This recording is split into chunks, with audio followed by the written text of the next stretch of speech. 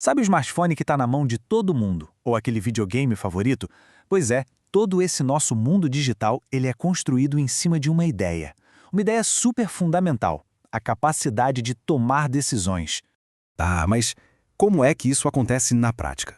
Como um programa de computador, seja um app, um jogo, um site, decide o que fazer em seguida? Olha, a resposta é até que bem humana, surpreendentemente. É só pensar em como a gente toma decisões no dia a dia, sabe? Tipo, se tá chovendo, a gente pega um guarda-chuva.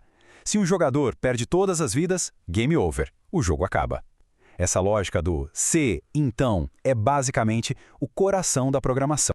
Pois é, e é exatamente essa ideia que parece tão simples que é a base para criar programas que reagem, que se adaptam ao que está acontecendo.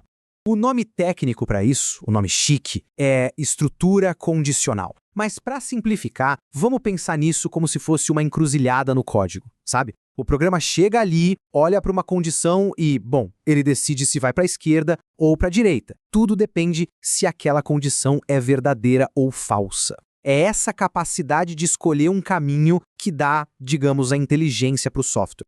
Beleza, então qual é a ferramenta número 1 que a gente usa para construir essa lógica toda? É a famosa instrução if. A função dela é bem direta, testar uma condição. Se o resultado desse teste for verdadeiro, o programa vai lá e executa um bloco de comandos. Se for falso, ele simplesmente pula aquela parte, ignora e segue em frente. E o legal desse slide aqui é que ele mostra isso de um jeito super visual. Dá uma olhada nesse fluxograma. Ele mostra perfeitamente esse desvio. O programa está vindo, chega nesse ponto de decisão, que é a condição.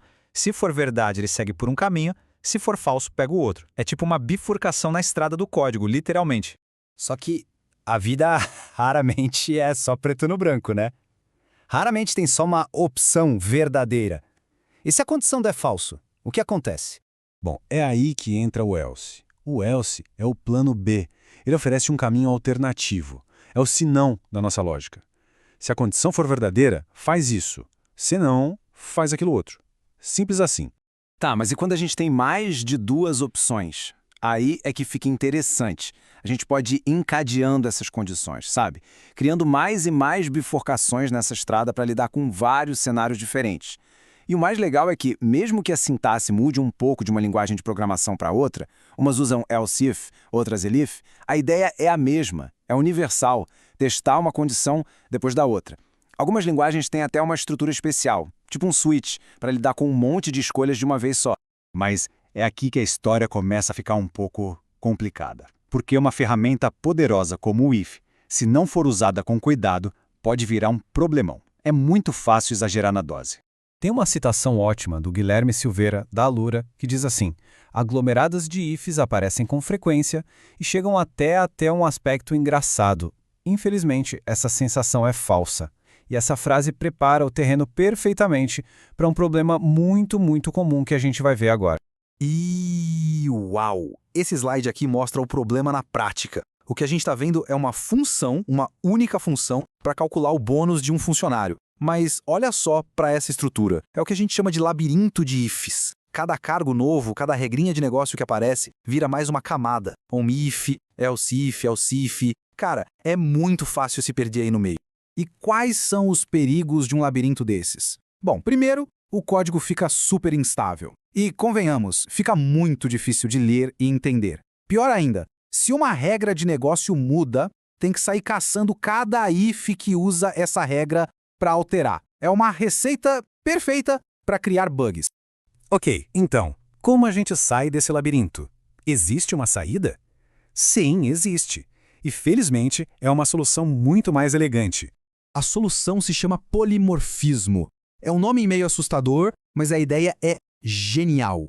Em vez de ter um cérebro central no código que precisa saber como tratar cada caso, cada tipo de funcionário, a gente simplesmente dá a cada objeto a sua própria inteligência. Cada um se torna responsável pelo seu comportamento. Pensa assim, o gerente sabe como calcular o próprio bônus. O diretor sabe como calcular o bônus dele. A responsabilidade fica distribuída. Cada um cuida do seu. E essa comparação aqui é fantástica. Olha só. Na esquerda, aquele labirinto de ifs que a gente viu. Na direita, uma única linha de código.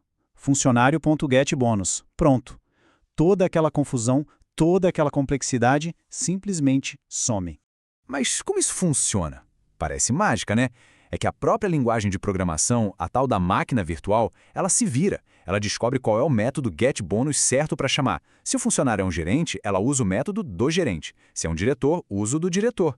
A decisão acontece ali, nos bastidores, de um jeito super elegante. E o melhor, sem precisar de nenhum if. Isso tudo nos leva a uma pergunta final que é bem importante. A jornada na programação não é só sobre aprender a usar o if, é sobre aprender quando e principalmente como usar. As condicionais que estão sendo escritas por aí, elas estão fazendo perguntas claras e diretas? Ou será que, sem perceber, estão construindo um labirinto, um código complexo e super difícil de dar manutenção? A resposta para essa pergunta, no fim das contas, é o que separa um código que apenas funciona de um código que é, de fato, elegante e inteligente.